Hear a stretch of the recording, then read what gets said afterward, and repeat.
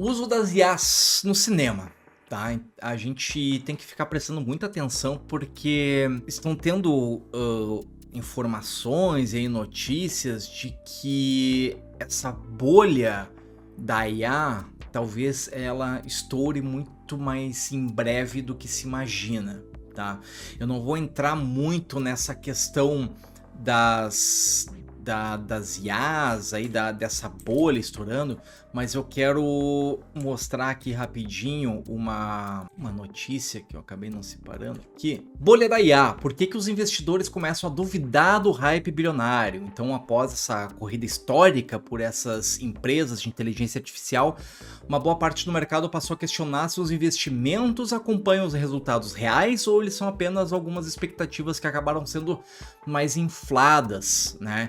Então, o que acontece? Essa bolha da IA é muito assim, são pequenas, é um pequeno grupo de grandes empresas que elas vão investindo entre elas. Então, nós temos ali a Nvidia, que investe numa outra grande empresa, se não me engano é a Oracle, né, que é a empresa de servidores e tudo mais. Então nós temos a Nvidia que faz as placas de vídeo para fazer o processamento dessas IAs, investe na Oracle, que é a grande empresa aí de servidores, que essa Oracle acaba investindo digamos, numa OpenAI da vida, do ChatGPT, para fazer esse investimento aí no desenvolvimento de alimentar as IAs, e essa OpenAI acaba investindo um monte de volta na Nvidia, né?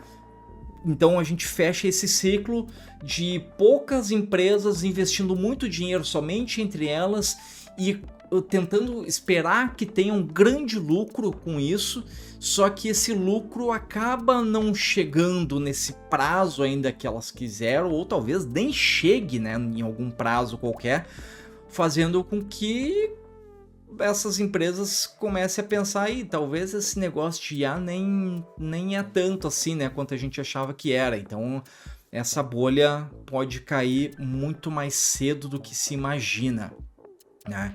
Então o debate ganhou força após esse crescimento acelerado das empresas associadas a IA e fabricantes de chip, né, e plataformas de automação e desenvolvedoras de modelos generativos, né? Então, em muitos casos, o valor desse mercado, as companhias avançou bastante, né?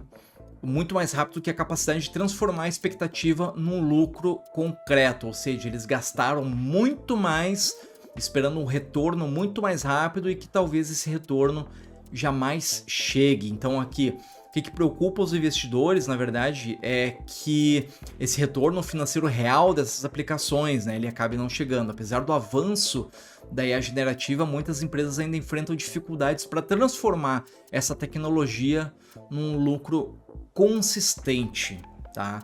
Então, o outro problema aqui é o alto custo dessa operação. Então, desenvolver e manter modelos avançados exige uma grande infraestrutura, bastante pesada, né? Essa baita capacidade computacional e um consumo elevado de energia e fatores que aumentam essas despesas que pressionam esses resultados financeiros, né? Então, estamos caminhando aí para uma possível queda, né,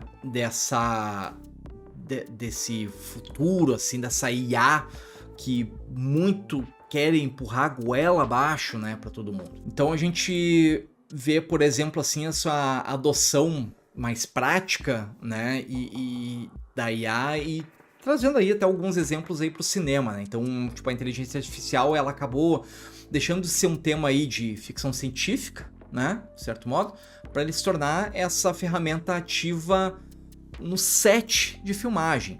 Eu vou dar um exemplo do filme Aqui, Here, 2024. Ele é um filme dirigido pelo Robert Zemeckis, tá? Que é um diretor, um cineasta muito prolífico, mesmo diretor de Volta para o Futuro, daquele...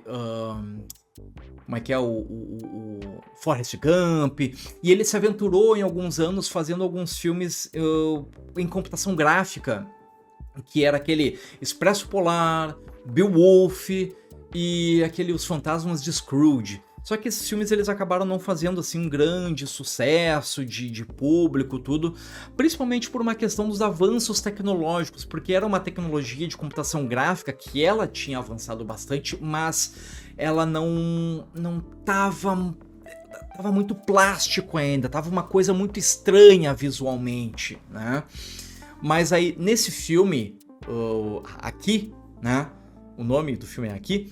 Nós temos aí então uma tecnologia de IA que foi utilizada para rejuvenescer o Tom Hanks e a Robin Wright, né, em tempo real ali na tela. Ou seja, né, dá para ver aqui que eles estão com o rosto bem rejuvenescido, e isso foi uma IA que eles usaram ali no set que captava, né, eles alimentaram essa IA com o rosto dos atores, né, do Tom Hanks, da Robin Wright, quando eles eram mais jovens. E essa IA, ela quando captava o rosto deles, ela automaticamente passava ali para a câmera, pro preview ali deles, né, da produção, a imagem deles rejuvenescido. Então isso acabou eliminando vários meses de pós-produção aí tradicional, de fazer com modelagem 3D, todo aquele trabalho que se tinha de pós-produção, grande parte dele foi eliminado, né? Eu digo grande parte porque mesmo utilizando essa tecnologia de IA, sempre é necessário fazer alguns retoques, ou seja,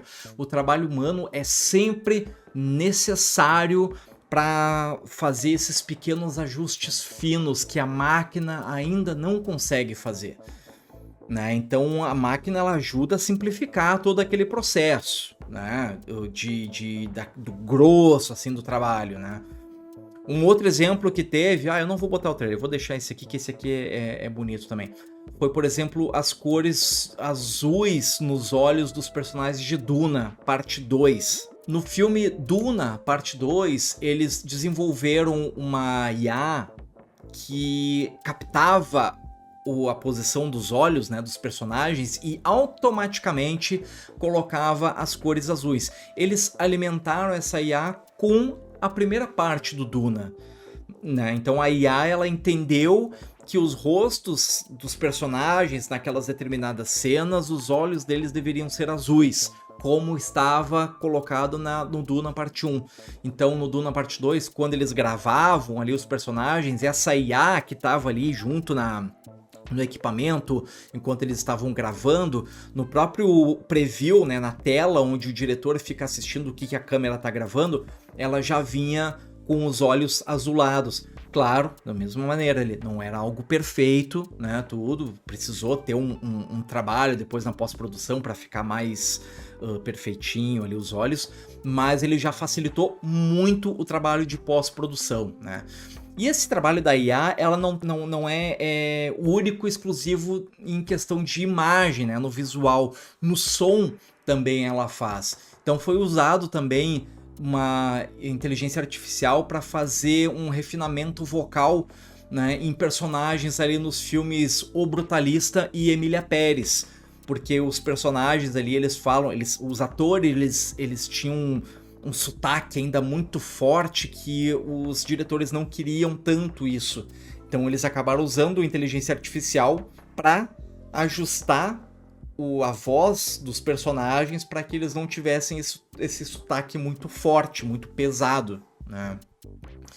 Então a gente tem aí esse impacto econômico, né, que eu tinha falado ali, e existem os limites desses custos que a gente consegue analisar hoje em dia, né? Então, por exemplo, uma IA ela acaba gerando uma economia muito grande assim na questão talvez de tempo para um trabalho mais bruto, um trabalho mais maçante, mais repetitivo, né?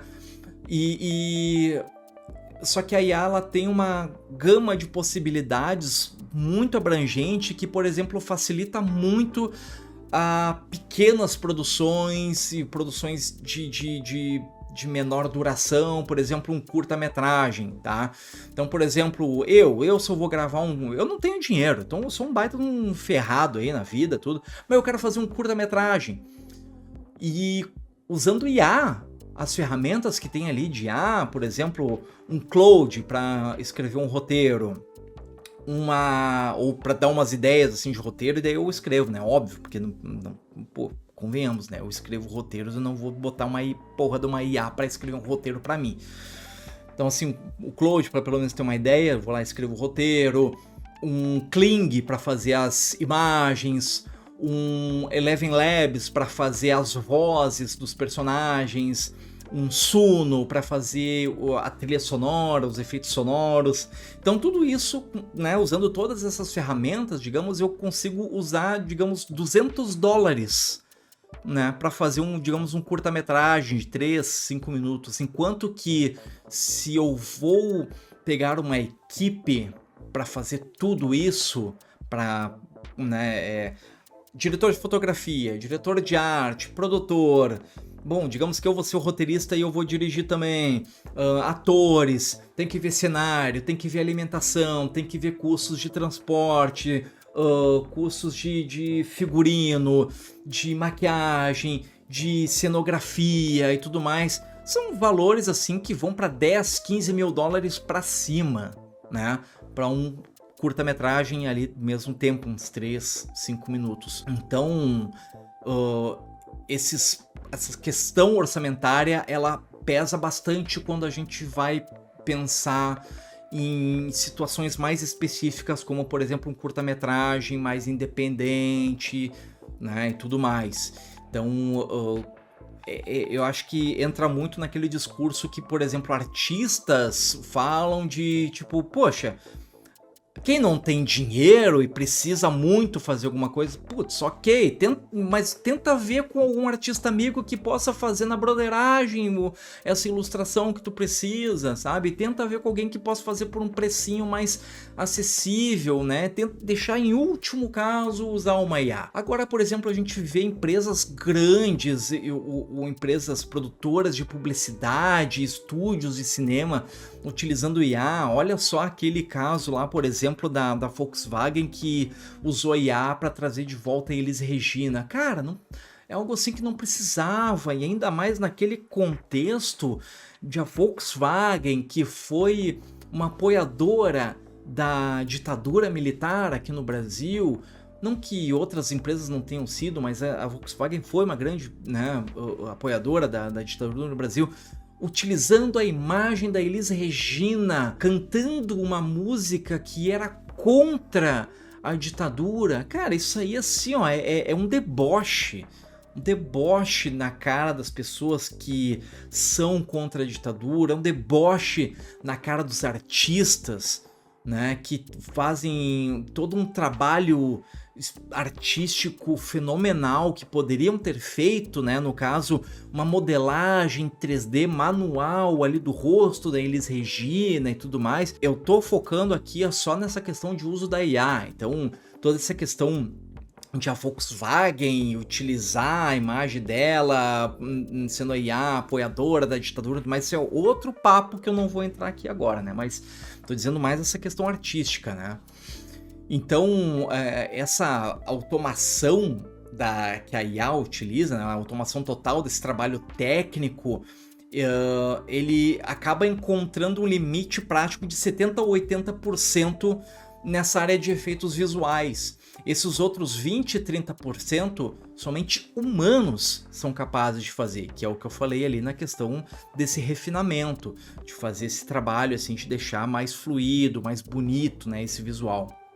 Então, por causa dessa imprecisão desses algoritmos, então ainda tem muitos erros na formação, na geração dessas imagens por IA, né? E acabam tendo que ter essas correções manuais, humanas, para isso. Eu vou pegar um exemplo muito bom, tá? Que é o caso do livro do Frankenstein, que foi lançado lá por 2023, né?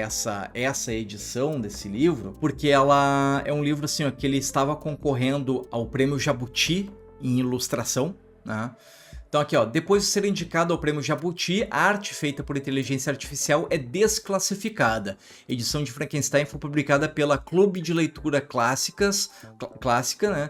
E as ilustrações foram feitas utilizando a ferramenta de IA Midjourney. O que aconteceu? Esse livro, ele acabou sendo finalista, né, no prêmio Jabuti na categoria Ilustração, né? Mas ele acabou sendo desclassificado porque o artista, o designer gráfico, né, que fez as artes, quando foi fazer, e até se vocês forem ver no livro tá escrito ilustrações Vicente Pessoa, que é o designer, e tá escrito assim do lado, e Midjourney, tá? E isso estava na inscrição lá pro prêmio Jabuti. E mesmo assim ele foi, digamos, classificado e acabou virando um finalista, e somente ali na parte, né, de finalista ali ele acabou sendo desclassificado, porque daí alguém falou lá, mas o Midjourney é uma IA, então quer dizer que foi usado IA? Tipo, em momento algum o Vicente Pessoa disse que ele tinha feito sozinho. Na inscrição lá falou assim, as artes, quando normalmente são duas pessoas, fala fulano e ciclano. Como ali não tinha uma categoria de uso de IA, o rapaz, o designer, colocou o nome dele e Midjourney, Vicente Pessoa e Midjourney. E ninguém naquele momento tinha pensado nessa possibilidade de ter sido uma IA, né? Então é esse o motivo. Naquela época, né, eles acabaram entendendo que era uma ferramenta de inteligência artificial para a criação de imagens. Então isso acabou, né, no caso, nesse contexto, o uso de IA na produção artística gera ainda muitos debates, e naquele caso eles acabaram decidindo que ela deveria ser, né, que o livro deveria ser desclassificado, né, nessa categoria. O Vicente Pessoa, ele utilizou o Midjourney para criar essas imagens, né, e ele inclusive depois ele até deu entrevistas, né, falando que o que ele fez, ele gerou mais de 1000 imagens, e todas elas, porque daí tem que tudo passar por um refinamento, né. Não, se você já usou alguma IA, você sabe que não é simplesmente pegar e, para gerar uma imagem, não é simplesmente faça uma imagem do Frankenstein. Daí vai aparecer de um jeito ali aleatório que a IA imagina que seja. Então você precisa escrever todo um prompt, ter todo um trabalho de descrição do mais específico do que você quer. E a IA ainda não vai gerar aquilo, então você vai ter que ir mudando esse prompt para chegar o mais próximo do que você quer, para daí depois você pegar essa imagem e ainda você fazer um tratamento ainda por cima dela, né? Alguma recorte, alguns ajustes, tudo. E isso aí volta naquilo que eu falei lá no início, que a IA ela não vai gerar, aí que tá, a IA gera, a IA não cria, tenham isso em mente, tá? Ela gera a partir de dados que foram colocados no banco de dados dela. Então ela vai gerar essa arte, e para que essa arte fique da melhor maneira possível, ela nunca vai gerar um formato final 100%. Se é uma pessoa, se é um artista que está utilizando a IA, esse artista vai trabalhar em cima daquela imagem gerada para ficar algo mais diferente, algo mais exclusivo do que isso, sabe? Então, na verdade, o trabalho que a IA faz, na verdade, é mais para trazer ideias, trazer conceitos, para facilitar um trabalho que seria mais demorado, mais maçante, mais chato, né? Por isso que IA funciona aí, talvez muito mais em questão de processamento e análise de dados do que realmente para gerar arte, né? Então aqui até comenta, né, essa revelação de que as ilustrações eram parcialmente criadas por IA causou uma controvérsia, né? Então, por exemplo, o André Dahmer, o grande artista, cartunista e jurado do prêmio, ele expressou na rede social que ele não conhecia, que ele desconhecia, né, o uso da IA na obra, ele realmente não sabia. Ele afirmou que ele teria avaliado o livro de uma forma diferente se ele estivesse ciente de que tinha essa coautoria dessa ferramenta de IA. Então o Dahmer, ele ressaltou que não teve uma fé por parte do autor, tanto que ele colocou lá que a arte foi feita por ele e por essa ferramenta de IA, né? Então, por essa ausência de má-fé na inscrição da obra, ele cita nessa aqui, ó, a coautoria, né? Ele e vários outros jurados e ainda mais pessoas aí na área da arte, tudo, muitos acabam defendendo que, na verdade, a IA hoje em dia é algo assim que está inserido já entre nós. Então, não temos como lutar contra. Nós vamos ter que, então, nesses casos, né, de prêmios e tudo mais, talvez o melhor seja criar uma categoria de melhor arte com uso de IA, né? Então, não vamos excluir simplesmente, nós vamos trabalhar com essas IAs, né? Saltando disso aí para uma outra questão que são as lutas sindicais, né, e essa proteção desse trabalho humano, que vem avançando muito, né, lá nos Estados Unidos, principalmente com a questão das greves trabalhistas que tiveram lá no ano de 2023. Então essa mobilização ela acabou resultando aí na proibição da criação de réplicas digitais, né, de pessoas sem o consentimento individual e essa remuneração devida aos atores.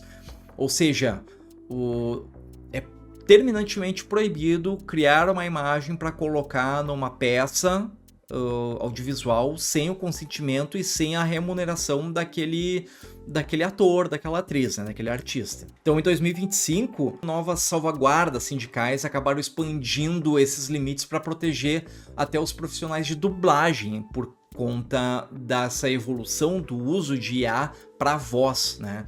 Então, vários novos termos acabaram garantindo esse direito de revogar o uso dessa voz sintética, exigindo então uma remuneração equivalente às performances físicas gravadas em estúdio por esses atores e dubladores. Ou seja, se eu sou um dublador e eu ganho R$50 a hora de dublagem e o estúdio pensa assim, quer saber, eu quero a voz do Gustavo, do GR, mas eu não vou pagar R$50 para ele, eu vou pagar R$30 aqui para essa IA aqui. Eles podem fazer isso, pagar para IA, mas porque a minha voz que alimentou aquela IA, eles vão ter que pagar os R$50 para mim também. Então, se o estúdio quiser, eles podem fazer isso, e se eu aceitar, né, tem que ter o meu consentimento de usar, porque eu posso simplesmente negar, né?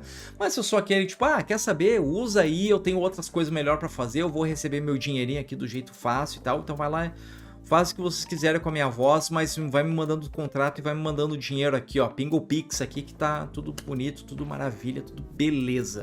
Então existem essas salvaguardas jurídicas na lei para isso, né?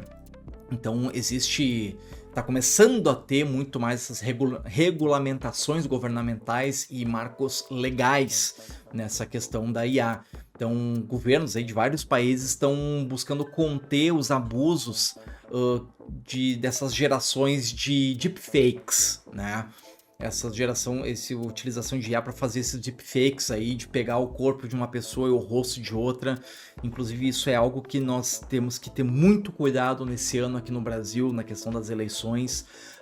Tivemos o caso também de uma ilustradora, a Elo D'Angelo, não sei se vocês conhecem ela, né? Mas indico muito o trabalho dela, uma artista assim, maravilhosa. E o que aconteceu há uns 3, 4 anos atrás, mais ou menos, começou a ser veiculado no Twitter fotos geradas por IA, né, imagens geradas por IA, onde colocaram o rosto dela em corpos nus de mulheres, como se ela tivesse feito aquelas fotos nuas, né, vazando. Então ela entrou com processo, ela tentou se comunicar com o Twitter só cagou pra ela, então ela foi na justiça e agora saiu o resultado de que o Twitter tem que apagar absolutamente todas as fotos dela, né, dessas imagens que foram geradas dela em corpos nus, né, e ainda tiveram que pagar uma boa indenização para ela. Inclusive esses dias mesmo ela postou nas redes sociais dela explicando assim essa história. E acho que é muito importante a gente ter essa consciência de termos cuidado com hoje em dia, absolutamente tudo que a gente vê na internet. Então, que nem eu tinha comentado ali no outro tema ali do 12 Homens e uma Sentença, de que eles só receberam a informação, eles não foram atrás para saber se era verdade. Uma informação em texto, digamos uma notícia, uma matéria, enfim, a gente tem que ir atrás para saber se é verdade. Hoje em dia a mesma coisa acontece não só com texto, né, tudo, mas também com imagens, com vídeos. Cada vez mais fotos e vídeos falsos criados por IA que a gente toma como verdadeiro e não é. Então isso, cara, eu tô realmente muito assustado sobre o que vai acontecer no período das campanhas eleitorais aqui no Brasil esse ano de 2026, né? Então, vamos ficar cuidando aí, né? Mas no caso lá dos Estados Unidos, tiveram várias propostas de leis, né, aí que estão tramitando por lá. Aqui no Brasil também tem, lá na União Europeia também tem vários projetos de leis que estão punindo severamente os deepfakes de violência psicológica contra mulheres, por exemplo, né? Então são várias, que é no caso isso aí, no caso da Elô D'Angelo, é uma violência psicológica contra ela, né? Uma imagem com o rosto dela colocado num corpo nu que não é dela, mas que leva as pessoas a acharem que é ela, imagens vazadas, né, dela que não é tudo falso, né? Então temos que ter muito cuidado com isso. Então a gente tem muito uma visão crítica e estética de grandes criadores, né? Então a comunidade criativa, né, os diretores, os criadores, né, eu vou me focar aqui mais no cinema, né? Então os grandes cineastas eles estão bastante divididos. Então nós temos, por exemplo, o Guilherme Del Toro, ele tá meio que levantando a bandeira e liderando assim essa oposição ética, né? Classificando esses algoritmos como uma estupidez natural, né? Que é bastante alimentada por essa arrogância dessas big techs que investem cada vez mais nas IAs esperando esse grande retorno, né? Então ele diz que ele prefere morrer do que usar IA, qualquer tipo de IA nos seus filmes. Então ressaltando esse valor insubstituível no artesanato físico, na arte física feita por mãos humanas. Por outro lado, nós temos aí então Peter Jackson e o Darren Aronofsky, que eles veem as IAs como uma ferramenta aditiva, né? Então, nessa contramão, assim, né, dessa ideia de algoritmos, muitos desses produtores, eles pensam assim nessa utilização da IA exatamente para simplificar, facilitar e encurtar processos que seriam muito mais longos, muito mais cansativos, né, e massivos, né? Então temos aí vários criadores, né, vários cineastas, tudo que eles estão bastante divididos nessa questão do uso da IA. Então a gente tem esse veredito aí, né, no consenso geral, e se a gente for pegar uma média, a grande maioria dos artistas são contra o uso da IA. Contra o uso da IA exacerbado, cego, sem qualquer restrição, né? Mas acho que muitos eles colocam argumentos de que a IA ela pode ser uma ferramenta que pode facilitar alguns processos, e os processos podem até ser antes da parte da criação, pode ser simplesmente um processo para ajudar nas ideias, para se ter algumas referências, algumas, como é que eu posso dizer, inspirações, né? Então, a gente pode ver aí que a inteligência artificial ela acabou se consolidando como um recurso mais metodológico e é permanente e revolucionário aqui na humanidade. Assim como vários outros meios tiveram alguma evolução, porque nós temos aí, por exemplo, no início, assim, existia as pinturas, aí surgiu a fotografia. Ah, mas vai terminar a pintura. Não, pinturas existem até hoje. Grandes pintores, mesmo depois da fotografia, muitos pintores ainda se reinventaram e criaram obras magníficas que a fotografia não é possível de se fazer, né? Depois se teve o cinema. né? E a partir do cinema ali, né, as pessoas iam no cinema e tudo mais. Teve então o rádio, a televisão, onde as pessoas conseguiam assistir os seus filmes, as suas séries, os programas em casa. Ah, mas isso vai acabar o cinema. Poxa, gente, eu fui hoje no cinema. Então, o cinema ainda tá aí. A questão de cinema e streaming também é uma outra questão, mas que é a questão que eu ainda vou falar, né, sobre a pirataria, né, o retorno da pirataria, mas são outras questões. Mas assim, o cinema não deixou de existir por conta da televisão. Então, são vários avanços tecnológicos que vão aparecendo hoje em dia e que a humanidade vai se adaptando a esses avanços.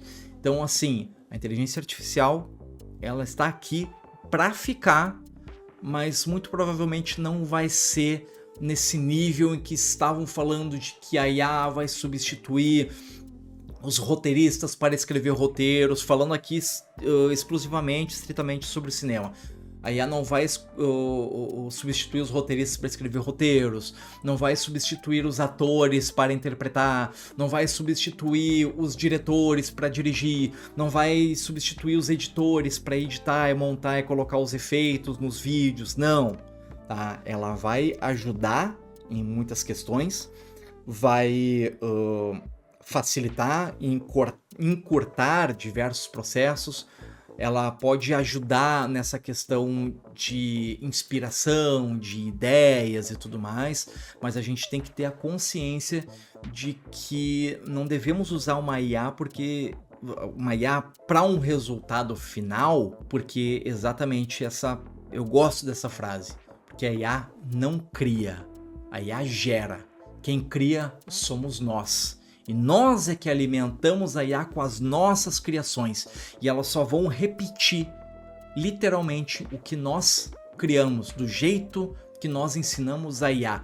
Então quem cria somos nós. E eu quero ver mais criações e não mais gerações. Esse vídeo aqui que você está assistindo é um corte da minha live, a live do GR, que acontece todo domingo aí, ou quase todo domingo, ali pelas 19, 20 horas. Eu estou ainda acertando essas questões contratuais aí, né? Mas então curte, compartilha esse vídeo, me segue aqui no canal e fica me acompanhando aí nas minhas redes sociais, que você pode acompanhar, tá tudo aqui na descrição do vídeo. Então, dá uma forcinha ali, curte, compartilha, comenta e é nóis. Valeuzão!